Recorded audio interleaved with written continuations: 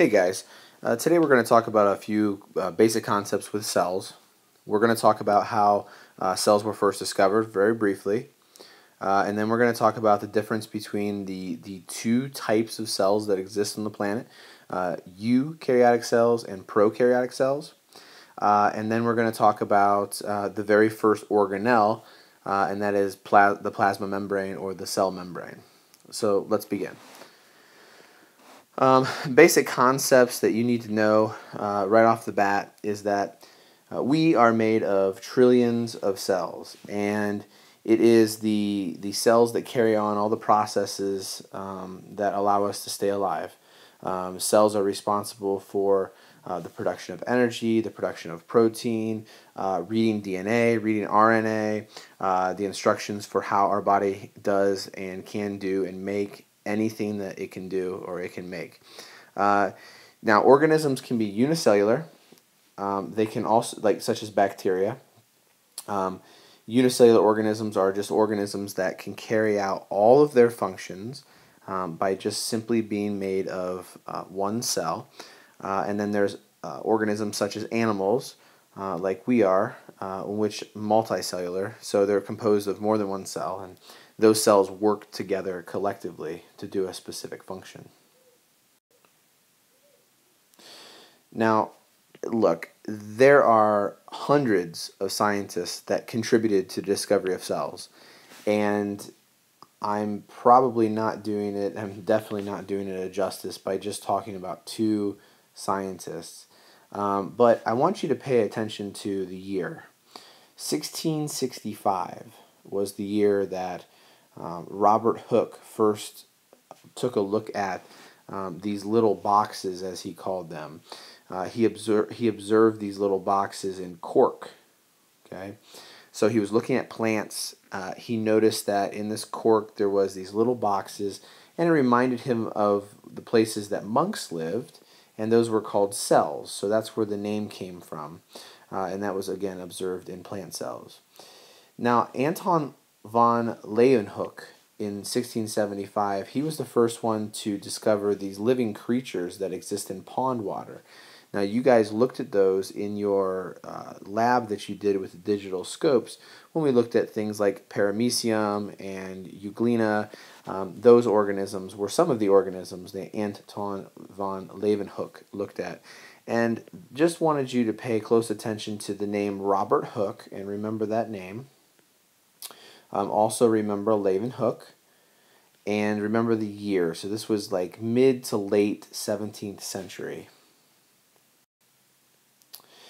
Now, there's something called the cell theory that you absolutely have to be knowledgeable about, and this is just one of these things, guys, that you're going to have to commit to memory.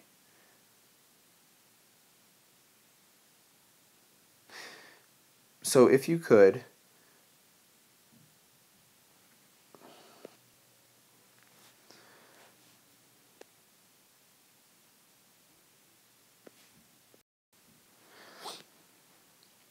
now, the diversity of cells that exist out there is just absolutely enormous. I mean, we have hundreds of different types of cells that exist in our body. And then when you look at the different species that exist on the planet, the diversity is just extraordinary. For example, the nerves in a giraffe's neck can be up to 2 meters long. So 2 meter sticks long. And you compare that to 0.2 micrometers long, like the bacteria. If you remember, you were looking at under 400 times magnification. You were looking at a bacteria culture that we got from yogurt, and it looked literally like these little tiny little colonies of lines that looked something like this, and that's under a 400 times magnification. So obviously we are in the micrometers when we talk about that. So a big difference in size, and the same thing can be said for the cells that make up our body. It's also important to notice that cells are actually three-dimensional, and when we look at them under a microscope, when we look at them on a piece of paper, we're always thinking of them as being two-dimensional, but they're really three-dimensional, and that's something that we have to keep in shape. The other thing is that the shape of the cell is limited in size by the ratio, and this is a very simple explanation. If you took all of the cells that make up your lungs and you were to spread them out, and you were to add up all the surface area that exists in your lungs, it would take up about a half a tennis court. So here's my tennis court. And half of this would be covered in your alveoli, or your lung cells, and that's a huge surface area to fit into the body of a person. And the reason that has to happen like that is because we have to have tiny little cells so that the surface area is very high. Now when you think about it, the reason that we need a really high surface area is because we have to, and our cells need to, the plasma membrane, or the outer layer of our cells, needs to allow things to come in and things to go out. But mostly it's for absorption of things like oxygen and any kind of nutrients that we would need. So this is why we have to have a huge surface area in comparison to the volume. Otherwise we would have to be enormous creatures. And if we were enormous creatures, then we would have to use and expend tons of energy, which would make the demands for what we need to eat significantly higher, and we would put a bigger burden on the planet, and there would be fewer of us on the planet as well. All right, let's talk about the difference between eukaryotic cells versus prokaryotic cells. I think in my slide show that I talked about in the lab that we did, I talked a little bit about the difference between prokaryotic cells versus eukaryotic cells. You guys have got to remember that prokaryotic cells are ancient cells. Okay? And the reason that we call them ancient cells is because they were the first, or I'm just going to say they're the oldest cells. They've been around the longest period of time. They're very simple. Okay? This is a very simple cell.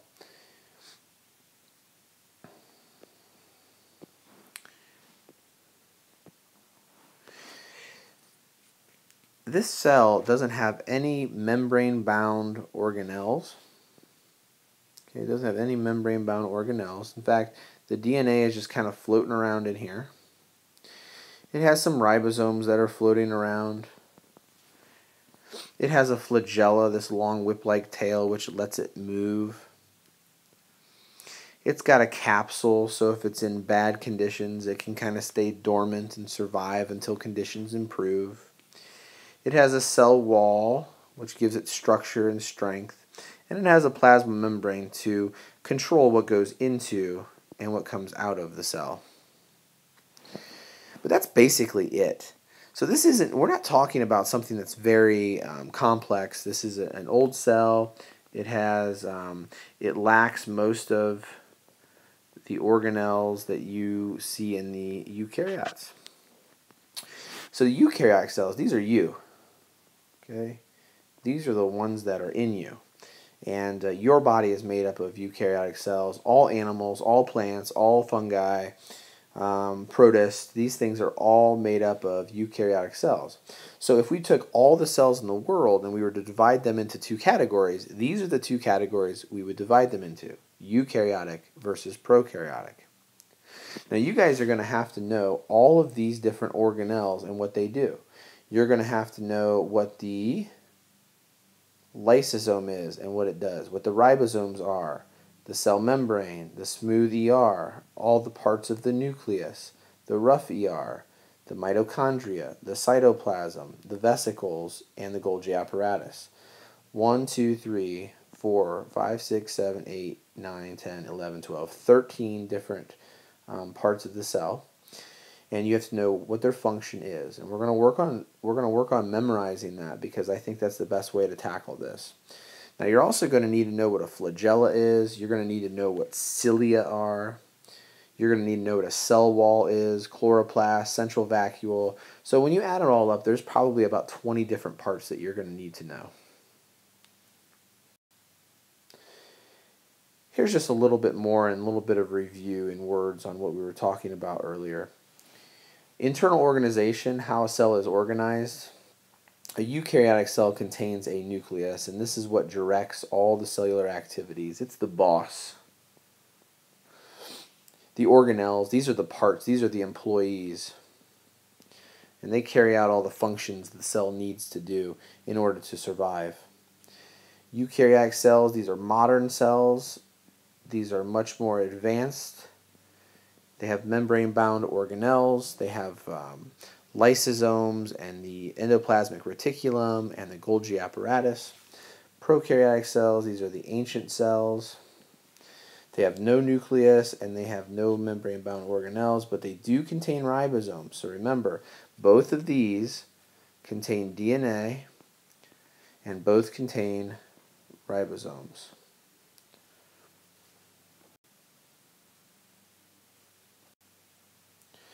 All right, let's talk about the plasma membrane for a few minutes, and then I'm going to talk about allowing things in and out of the plasma membrane, and then I'll conclude our lecture for the day. So the plasma membrane, every single cell has this outer layer. It's called the plasma membrane or the cell membrane. And this is what controls or allows certain things to come in and go out of the cell. And I think that a really good analogy is that the plasma membrane is actually a bouncer. You know, or it's a security guard, or it is a police officer or a border patrolman. You know, this is something that allows, you know, things that are supposed to be inside the cell in, and it prevents things that aren't supposed to be inside the cell out. And what this does is it contains proteins. They go all through the membrane, and they allow for a certain passage of materials. And these proteins are surrounded by a phospholipid bilayer. Notice that the word phospholipid bilayer, one thing that we should remember about lipids is that lipids are non-polar. Lipids are hydrophobic or water-fearing. This is what allows your cells to basically be waterproof. So the membrane is made predominantly of lipids and proteins. There's 4 main parts of the plasma membrane, and yes, you need to know these.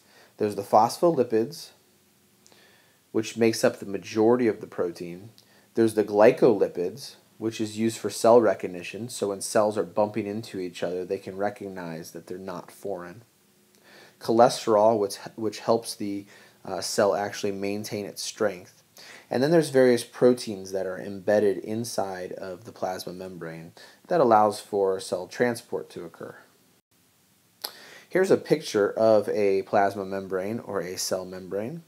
And what you notice about this cell membrane is that these things right here, each one, this with these little tails and this one with these little tails, that's the phospholipid bilayer. So all this and all this and all this with their tails coming down here, that's a phospholipid bilayer. And embedded within the phospholipid bilayer can be things like cholesterol. Carbohydrates can be attached to these recognition proteins or these channel proteins that are embedded throughout. And all of these things work together to basically allow for certain things to move in and out of the cell. And I'm going to move ahead and then backwards. And when this got reformatted to fit this software, it kind of screwed this slide up a little bit. But let's just talk about 2 different types of transport. Basically, what this means is how things get into and out of the cell membrane or the plasma membrane. We're going to talk about active transport and passive transport. If something's active, that means that it's requiring energy. If something's passive, then it's not requiring energy. The same can be said for this. Active transport is describing how something can get into the cell with the help of energy or with the use of energy. Passive transport is showing how something can get into the cell without using energy.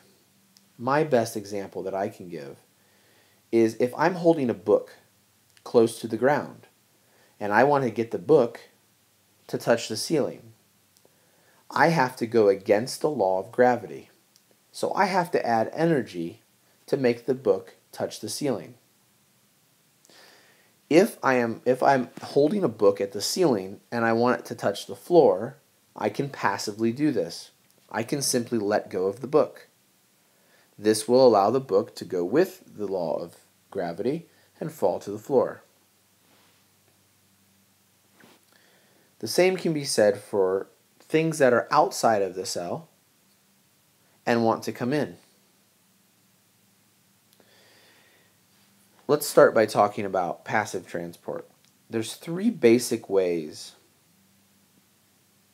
that things can passively, or without energy, move into the cell. The first one is called diffusion.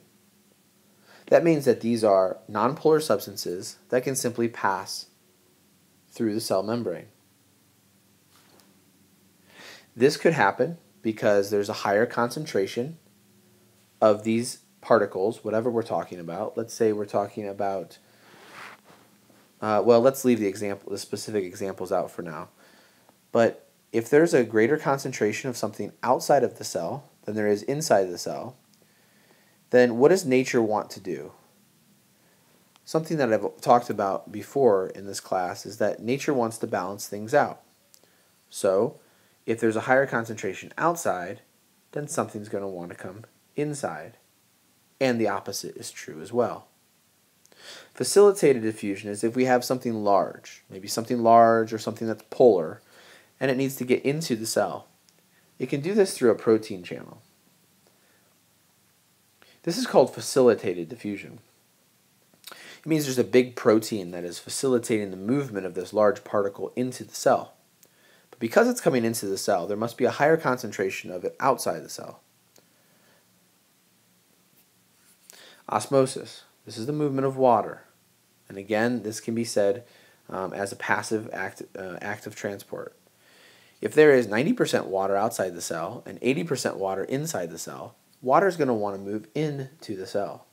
It will do this without any energy being added.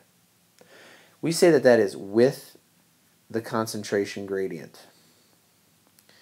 And that's with the law of nature. It's kind of like something going with gravity. Active transport works very differently. This requires a pump, something that actively is adding energy. It's kind of like in a boat, there's something called a bilge pump. And when the boat takes on water, you have to push a switch on the bilge pump to pump the water out. The water getting pumped out, that pump actually uses electricity to pump it out. It's using energy to actively pump something out of the cell. Endo and exocytosis works the same way.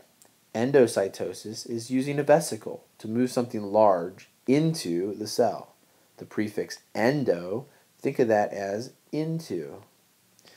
And then exocytosis is using a vesicle to move a large particle out of the cell. This can be done for polar or large molecules. Passive transport is going to be done with nonpolar or small particles.